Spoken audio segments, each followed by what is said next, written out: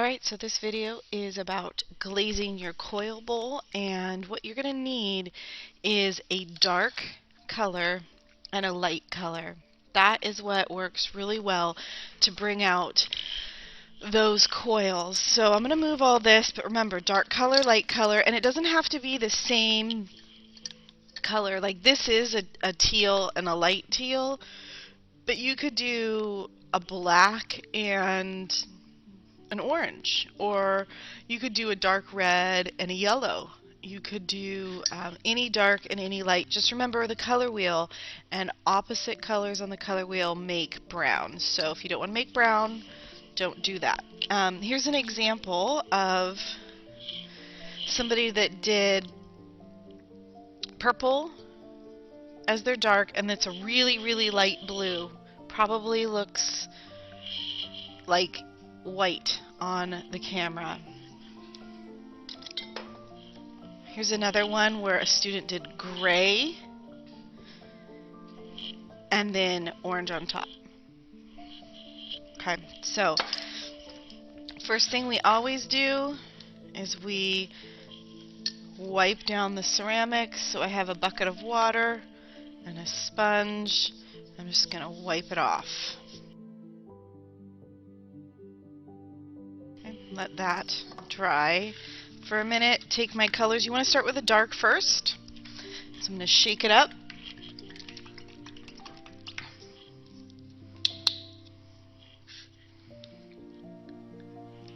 And I'm going to do this side. We're going to put the dark in the cracks. So what we're going to try to do is get them down in there. So I'm actually kind of pushing my brush down in the cracks, using quite a bit on my brush.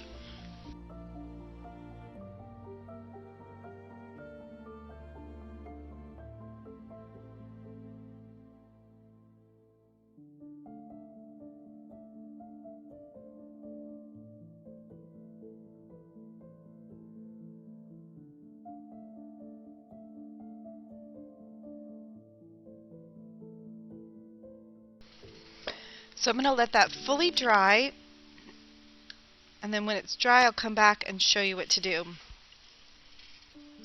Okay, so it is mostly dry, so I'm going to do the next step. If yours is not really in the holes in here, you can go back and put a lot more in. So you want to get a lot on your brush and really get it down in there. You really want it to be down in those cracks and crevices, those little valleys, before you do the next step. So you're going to get a brush, I mean not a brush, a sponge.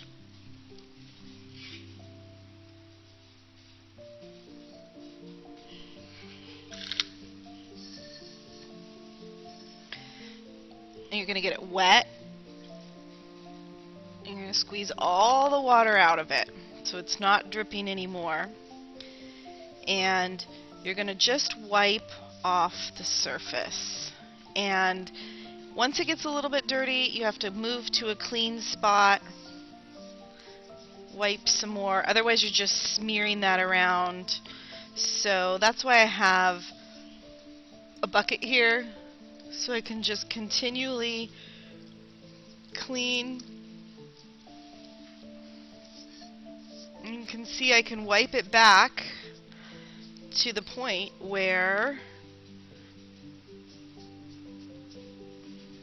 the glaze is just in the coils. Alright, so I'm going to do that all over.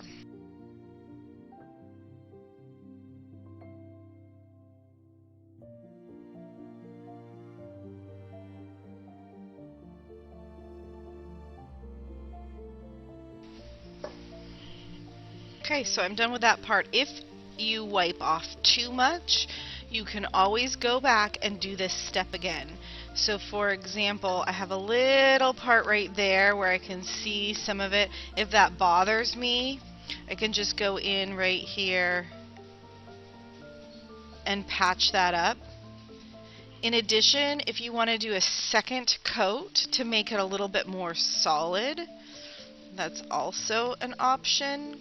Or like right here, I don't like that it's on the coil, I just want it in between the coil. So you can go around and fix what you don't like until you get what you like, okay? Then the next step would be to take the lighter color. So dark first, then light.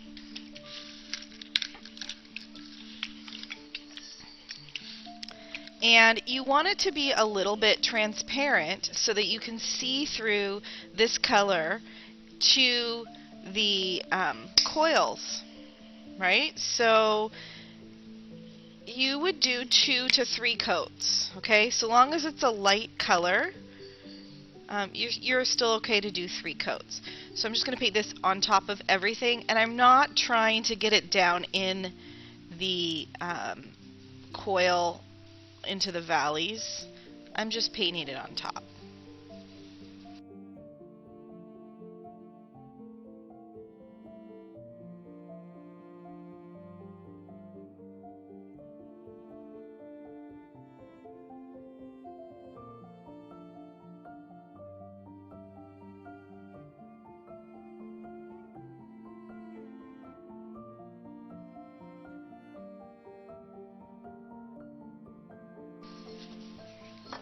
I'm going to let that dry, and then I'm going to come back and do another coat.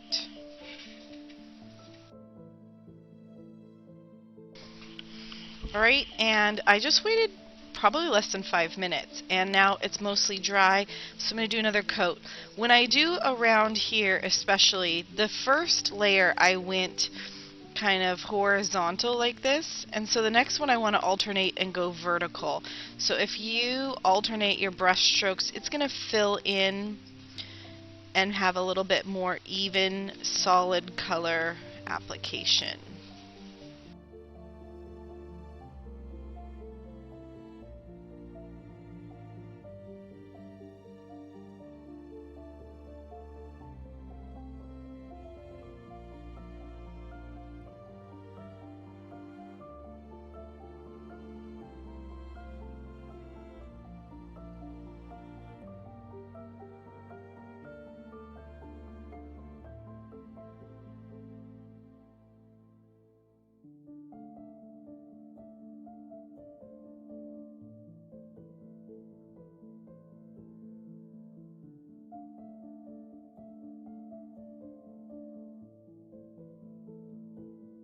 And while I'm doing this, I just wanted to talk about the inside of the bowl. The inside of the bowl you can glaze however you want. I might suggest doing the darker color on the inside just as a nice tie-in, but you could do whatever you want on the inside.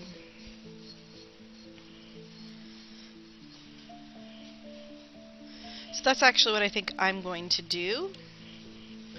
So I'm going to let this dry for just a little bit longer, and then I'll go on the inside and glaze it 3 coats of the darker.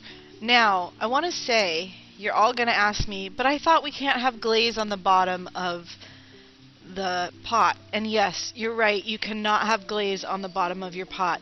This is underglaze, and for this one assignment, I am going to use something called a stilt.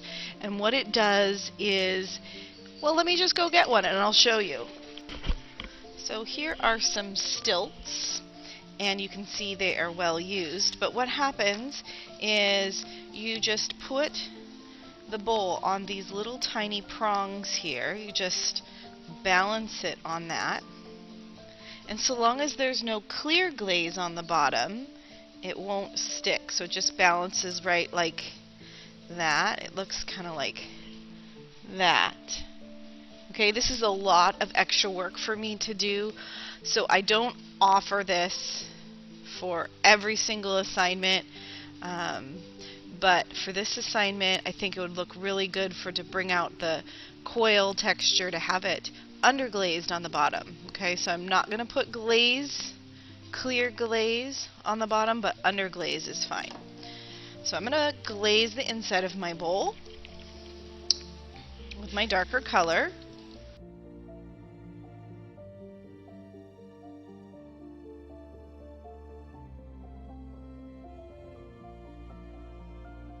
I'm going to do the edge as well here, so I have a nice top finish up here, so it's nice and finished on the top. So that's what we're going to look at the most when we eat out of it.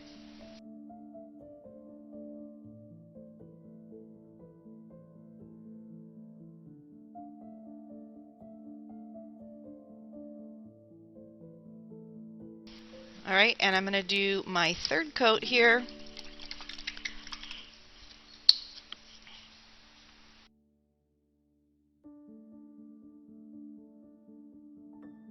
I want to make sure I get that edge again really nicely glazed.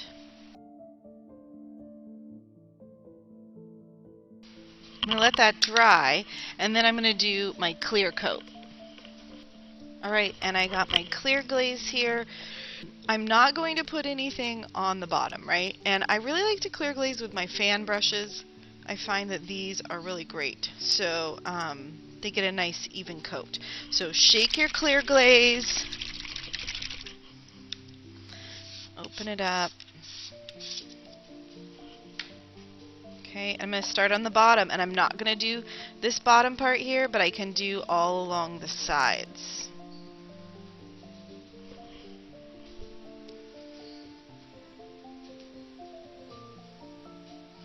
And when you're clear glazing, you just go around once. It's not a big, long wiping over and over again, just a quick swipe of the brush.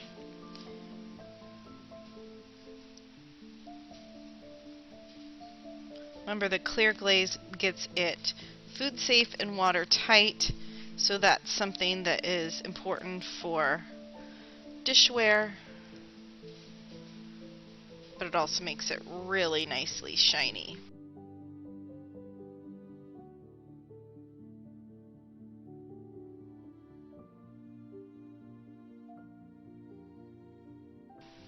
Alright, and my bowl is ready to go in the glaze kiln. Alright, and when we put it in the glaze kiln, we are going to be using the stilts underneath here, like I showed you. So I'll show you out there how to stilt it, and that'll be good. Thanks for watching.